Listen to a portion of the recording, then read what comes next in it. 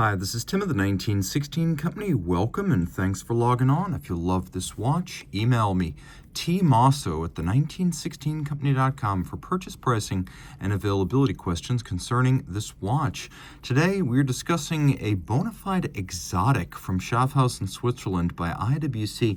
This is the Da Vinci Perpetual Calendar Chronograph High Jewelry, reference 9253-07. It's a reference that was cataloged from 1988 to about 2001, and while it does look an awful lot like the 3750, it is its own unique reference and model family due to the extraordinary level of hand craftsmanship and gem setting.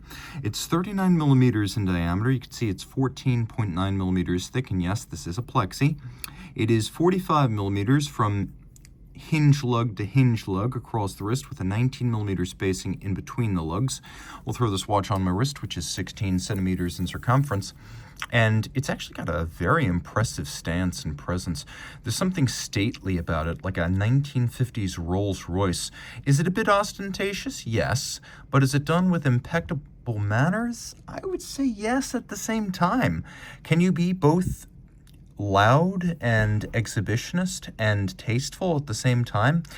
If it is possible to thread that needle, this watch has done it. Now you can see down the barrel, it's actually quite easy to wear on a small wrist. I think you could wear this on a wrist as small as 14 centimeters circumference. Just look at where the edges of the case are. No problems on my 16 centimeter wrist, and although it's not thin, it does have one heck of a sloped and vaulted case, so it should slide underneath the dress cuff. Now you can see it's the hinge itself that's gem set, so we've got quite a bit of gem setting going on. We have the hinge lugs, we have the bezel, and we have the dial. Let's take a look at the bracelet in isolation for now. You can see it's a beautiful lace-like sort of beads of rice fabrication of gold. And taking a look in profile, we'll examine some of the links, and you can see that they are removed by means of screws. We have plenty of gaps between the links on the bottom to vent wrist heat and moisture and avoid pinching skin or pulling hair. You can see it's part of the Da Vinci family, which debuted using this distinctive hinge lug Hanno-Bircher design back at Basel in 1985. And of course, you can see this is a gold clasp, friction fit, so it snaps shut and it says IWC Da Vinci, just like that. Beautifully done. And the timepiece does feature the pre-summer 1995 Helvetic hallmarks for 18-karat gold, as opposed to the dog's head that came after the midsummer of 1995. So you can get a general sense of when this watch was made, given that it was first cataloged in 1988, and this was probably made before 1995. The hinge lugs are very easy to live with, and you can see this is definitely a product of a different era, with hallmarks on the flank of the watch, and that in duplicate right there is something that would not be done on a modern watch, but a lovely nostalgic touch. You can see we have these mushroom-style pump pushers, and though the watch is not highly water-resistant, it's still 30 meters water-resistant. It does feature a screw-down crown. You can see that nostalgic IWC fish logo rather than the Proboscifusia motto. The idea of having a screw-down crown here is you won't accidentally manipulate the calendar system. Now, taking a quick look, you can see that the bezel is paved with brilliant cut diamonds of equal color, carats, and clarity. And you can see that all of these little settings are inside pincers of gold. And this is how traditional gem setting is done. It is all artisanal, done by a smith who is able to set these things consistently and identically and durably. This is a work of art, handcrafted, make no mistake. The dial is even more spectacular, as we have ruby hour indices and then diamonds across a dial made of solid gold.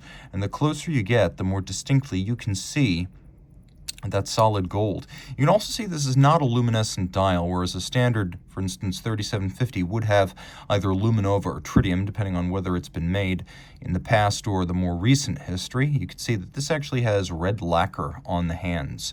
Taking a look, you can also appreciate we have an aventurine glass moonphase disc and IWC's famous Kurt Klaus designed perpetual calendar system. Now we do have hacking or stop seconds for this 7750 based movement. We also have a quick set system that allows you to quick set the perpetual calendar. Now everything, including the moonphase, is mechanically programmed, and it comes with the century slide, so it will automatically adjust the year and the decade, but to adjust the century, there is a slide that features several subsequent centuries beyond what's already in the watch, and that century slide comes in a little wax-sealed glass vial that's with the full box and paper set of this watch. And the nice thing about the quick set is it makes setting a perpetual calendar as easy as setting a watch with 3 hands and a date. Just set the correct date, everything else moves into the proper sequence. And John Mayer, I don't know if this is the kind of watch you were talking about, but this is definitely old school IWC. As you can see, that lovely IWC Schaffhausen script up in the chronograph minutes and moonphase aperture. Not a whole lot to see around the case back. It is 7750 based, but heavily modified. We'll take a look at the reverse of the watch. You can see it is an international watch code, Da Vinci, individual numbering.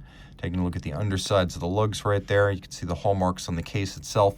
Note that the lugs and the case have separate hallmarks.